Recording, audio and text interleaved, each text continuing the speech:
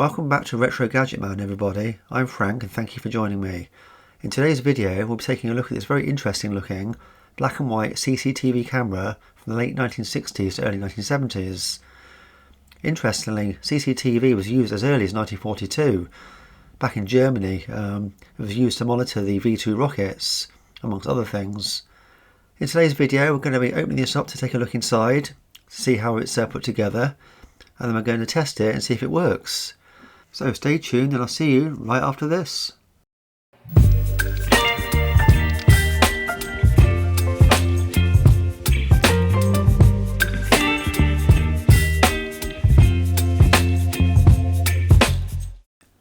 It wasn't until the late 1940s that CCTV became available commercially, and it didn't reach British shores until the 1960s. And of course back in those days you couldn't actually record anything, it was for monitoring purposes only. So here's the camera itself. It's quite a neat little unit. It's not very big, it's quite heavy. I think it weighs around about a kilo, maybe just a little bit over. Quite a simple construction. You've got your usual canopy on the top there, held in place by 4 screws.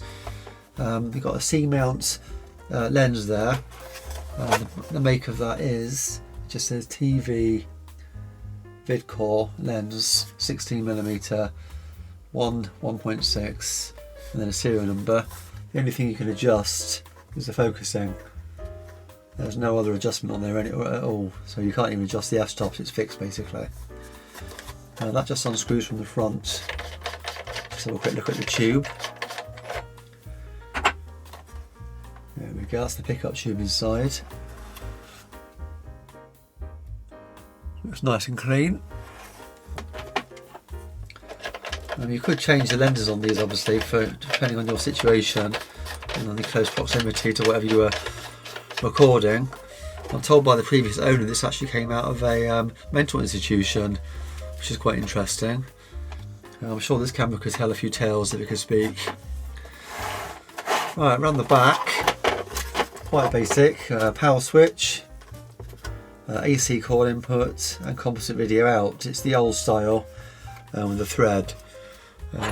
I've got an adapter here that will allow me to change that to a simple RCA cable. In fact, I'll pop that on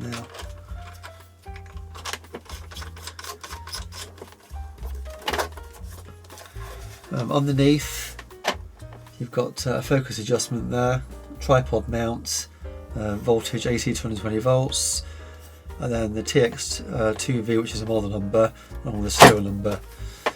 There is actually some Japanese writing under there as well, which leads me to believe this is actually quite old, and it's before they started making things specifically for other countries. I think this is just a generic made camera made for Japan, and they just exported them basically, and if need be they change the voltage. And I'm not sure if it is 220 volts in Japan, actually it might be. You've got some screws underneath of there, which will probably be to hold power supply in place amongst other things. It's got the old TOSHIBA logo on the front there. Interesting, it says TELECAMERA and not CCTV. That's another thing that indicates to me it could be quite old. So I think the next thing we'll do is we'll open this up, have a look inside, explore it, and then we'll power it up while it's open and see if we get any magic smoke. Or you never know, it may actually work. So let's get it open.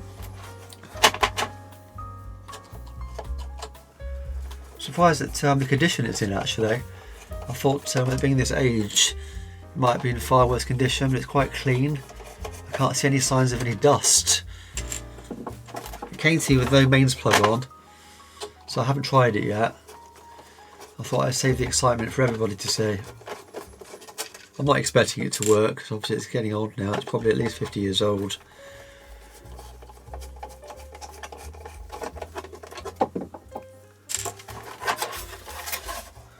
So let's pop the top off. Oh, there we go. Wow, that is very old. Those capacitors, look at all those old capacitors. Very interesting. Got some large transistors in there as well. I wasn't sure actually if it might end up being valved, but it's not. You can see a fuse in the back there. Lots of capacitors. old transistors as well. There's your pickup tube across the front there, and transformers at the back. Looks like that's a filter capacitor. Very interesting. Just turn it around. And that's the other side. So it's actually labelled up there. We've got some adjustments there. That's your video out. Target adjustment. Height frequency. HI peaker, whatever that means. Minus 12 volts there. Targeting. Some TR numbers, which is probably the transistors. It's so clean. Can't believe the air conditioner's in actually. Very impressed. Looking at that fuse, it actually looks okay. Wow. Absolutely immaculate inside, no dust whatsoever. Thought some might have crept in through the side vents.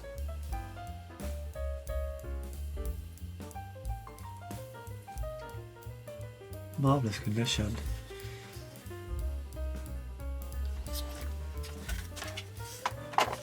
Right, I suppose the next thing to do is to plug it in and see if it works. I think what I'll do is I'll get a TV ready, wired up, so we can witness the image appear, if anything, together. And we'll see what comes up on the screen, if anything. So we'll do that next. Okay, so here's the moment of truth. I've got the black and white TV powered up. I've got 3 cameras recording, or 4 cameras recording, to see if anything happens anywhere, smoke-wise. In fact, let's just bring that one in a bit closer. There we go. Okay, so let's switch it on.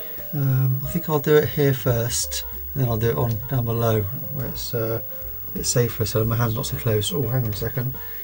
It would help if I plugged in the composite video cable, wouldn't it? Because I'm not going to get much without that. Okay, fingers crossed. Let's see if it works. It might go bang, so it could end up sticking to smoke.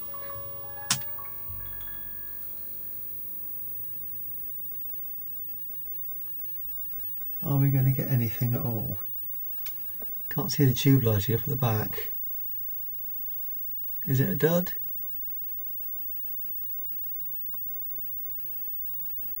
I think it might be a dud. It's like something's trying to come through on then, but it's not what we want to see.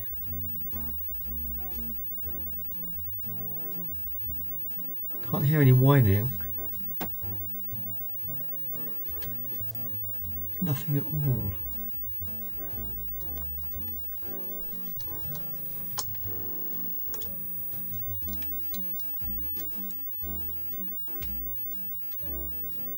Can't see anything from the tube.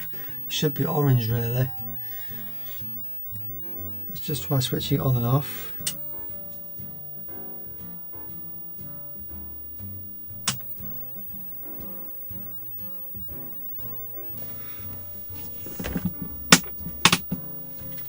Let's just go to lower light just in case we can't see the tube lighting up.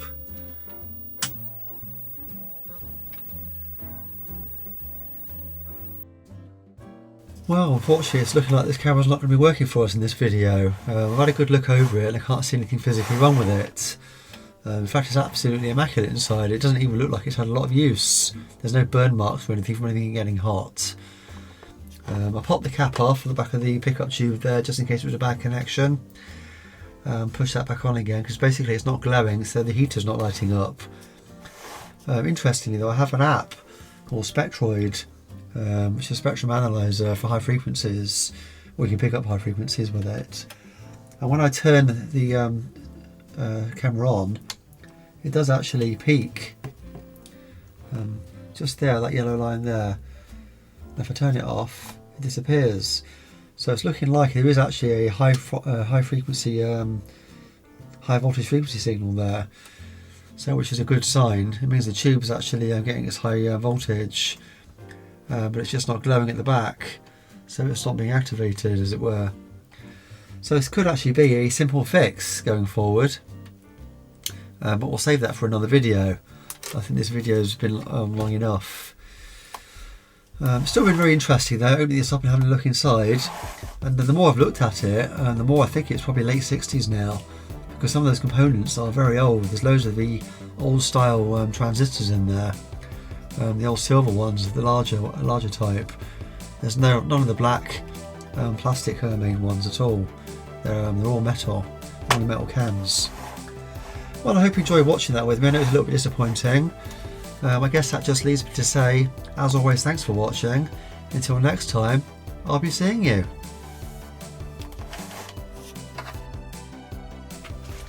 And if you did enjoy watching this video, you may want to take a look at some of my other videos on similar themes. I'm always buying something on eBay, some more piece of technology, and trying to repair it.